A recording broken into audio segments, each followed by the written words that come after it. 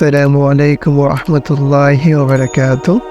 আশা করি প্রিয় শ্রোতারা আপনার সবাই আল্লাহর অসীম রহমতে ভালো আছেন।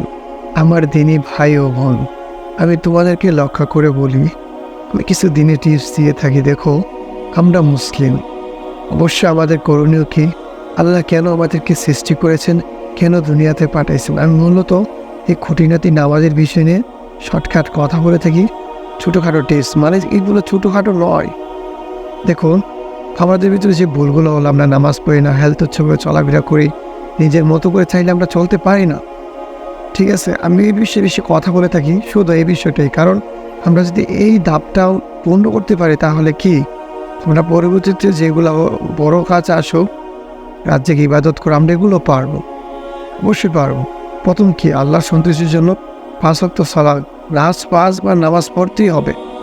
5 বার মুয়াজ্জিন আপনাকে মিনার থেকে ডাকবে আর আপনি রাস্তাতে বসে বন্ধুর সাথে আড্ডা দিবেন, তা তো হবে না ভাই, তা তো হতে পারে না।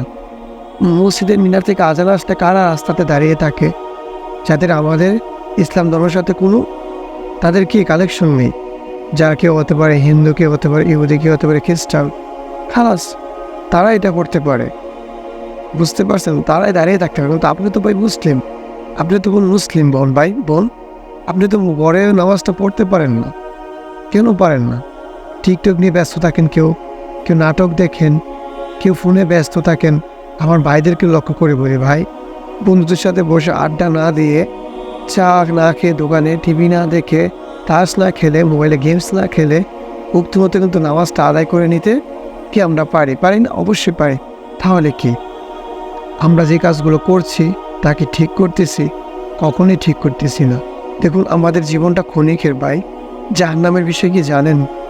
আপনি কি ভুলে গেছেন লূত আলাইহিস সালামের কওমের কি হয়েছিল? আপনি ভুলে গেছেন তাদের কিভাবে ধ্বংস করেছিলেন?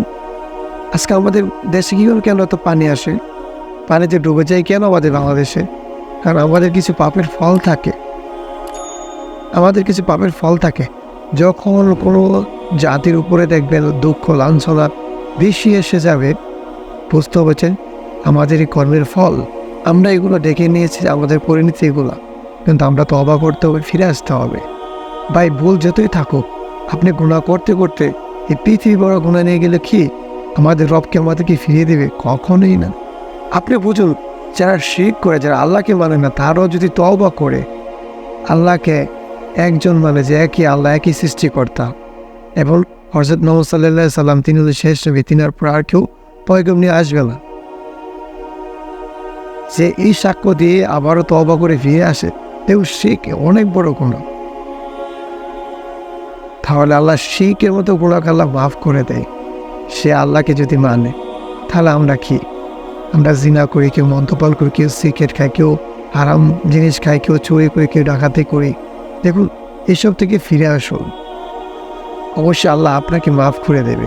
চাইলে সব কিছু সম্ভব নয়, আপনি আস্তে আস্তে নিজেকে অবশ্যই খারাপ বদ কাজ থেকে ফিরিয়ে আনবেন এবং নেক আমলের দিকে নিজেকে এগিয়ে নিয়ে যাবেন। দেখুন, আখিরাত নিশ্চিত করুন। জাহান্নাম এমন একটি জায়গা, আমরা একটা সেকেন্ড জাহান্নামে থাকতে পারবো না। আমার প্রিয় দিনী ভাইয়েরা, আমি বিনয়ের সাথে বলছি, তোমরা ফিরে আসো ভাই, ফিরে আসো। এই দুনিয়া মরিচিকে, এই মায়া জাল আমাদেরকে ধ্বংস করে দেবে।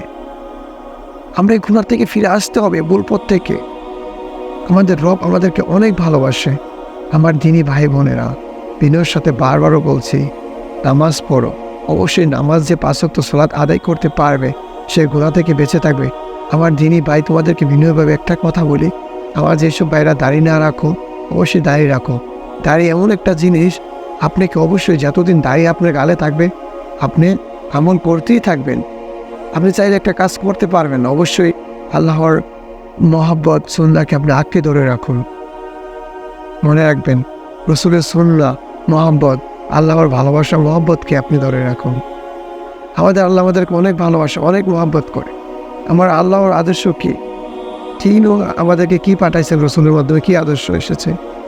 নামাজ পড়ো, সত্য পথে চলো, হারাম দিকে যেও না তোমরা, হারাম দিকে চেয়েও না, হারাম কোনো নারীর দিকে তাকিয়েও না তোমরা। হালাল রিজিক ইনকাম করে তোমরা ভক্ষণ করো, তোমাদের দরিদ্র ভাইদেরকে তোমরা সাহায্য করো। এটাই তো আমাদের আল্লাহর আদর্শ। কত সুন্দর তিনি, কত সুন্দর করে সব কিছু করেছে।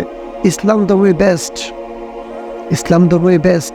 আমি কাউকে কষ্ট দিয়ে কথা বলতে চাচ্ছি না কোনো ধর্ম থেকে, কিন্তু দেখুন আল্লাহ আমাদেরকে অনেক ভালোবাসে, কিন্তু আল্লাহর জন্য কি আপনি সেটা করতে পারবেন না?